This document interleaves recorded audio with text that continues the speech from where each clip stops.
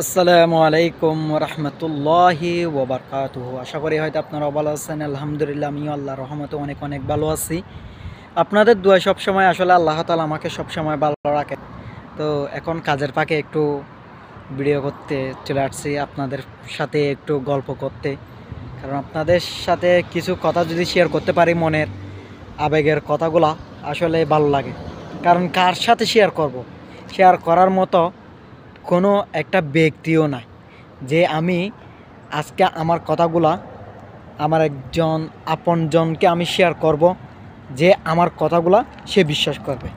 আসলে বিশ্বাস করার মতো এই দুনিয়ায় কেউ নাই, শুধু আছে এক আল্লাহ তাআলা।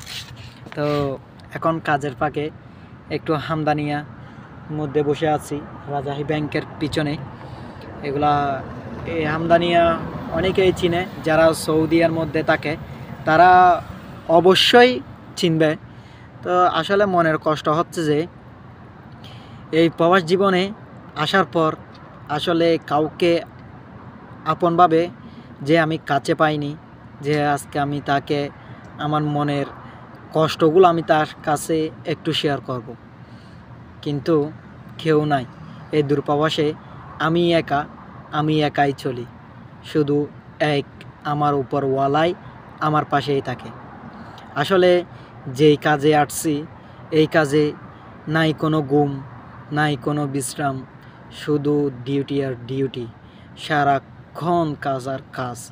গাড়ির উপর বসে বসে একটা মানুষের থেকে আসলেই হয়রানি চলে আসে। একটা মানুষ কয় ঘন্টা গাড়িতে বসে থাকতে পারে? যে কাজে আসছি এই কাজ হচ্ছে যে খুবই একটা রিস্কের কাজ, যেখানে রাস্তার উপর যান নিয়েই খেলাধুলা করতেছি আমরা। তো আপনারা সবাই আমাদের জন্য দোয়া করবেন। আমরা 25 জন আসছিলাম বাংলাদেশ থেকে। 25 জন মধ্যে একজনে চলে গেছে অলরেডি। সে আসলে এই কাজটি করতে পারতেছে না। আসলে খুবই রিস্কের একটা কাজ। এদিক থেকে গাড়ি, ওই দিক থেকে গাড়ি, গাড়ি আর গাড়ি। আল্লাহ না করুক, সৌদির ছেলেরা গাড়ি চালায় অনেক রং সাইডে, তাদের কোনো সিঙ্গেল দেয় না, কোনো কিছুই দেয় না। এসে আপনার গায়ের সঙ্গে এমনি এমনি হলেও বাজাই দিবে তারা। এত পরিমাণ দুষ্টু এ সৌদির ছেলেরা।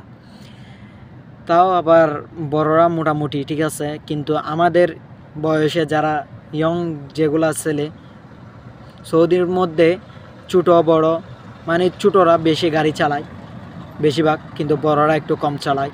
কিন্তু ছোটো যেগুলা গাড়ি চালায় তারা অতিরিক্ত রিস্কের মধ্যে গাড়ি চালায়।